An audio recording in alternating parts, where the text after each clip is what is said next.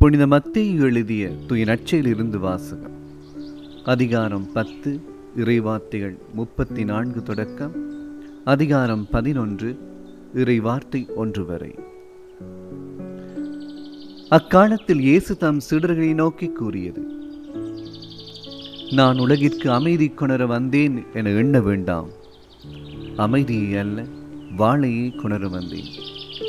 தந்தைக்கு எதிராக மகனையும், தாய்க்கு எதிராக மகளையும், மாமியாருக்கு எதிராக மருமகளையும் நான் பிரிக்க வந்தேன். ஒருவருடைய பகைவர் அவரது வீட்டில் உள்ளவரே ஆவார். என்னை விட தம் தந்தையிடமோ தாயிடமோ மிகுந்த அன்பு கொண்டுள்ளோர் என்னுடையோர் என கருதப்பட தகுதியற்றோர். என்னை விட தம் மகனிடமோ மகளிடமோ மிகுதியாய் அன்பு கொண்டுள்ளோரும் என்னுடையோர் என கருதப்பட தகுதியற்றோர். தம் சிலுவையை சுமக்காமல் என்னை பின்பற்றி வருவோர் என்னுடையோர் என கருதப்பட தகுதியற்றோர்.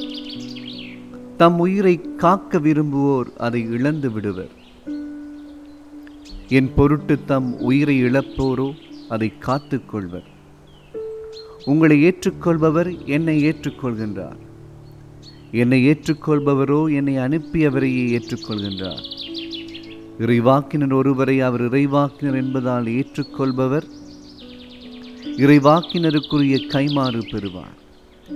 நேர்மையாளர் ஒருவரை அவர் நேர்மையாளர் என்பதால் ஏற்றுக்கொள்பவர் நேர்மையாளருக்குரிய கைமாறு பெறுவார்.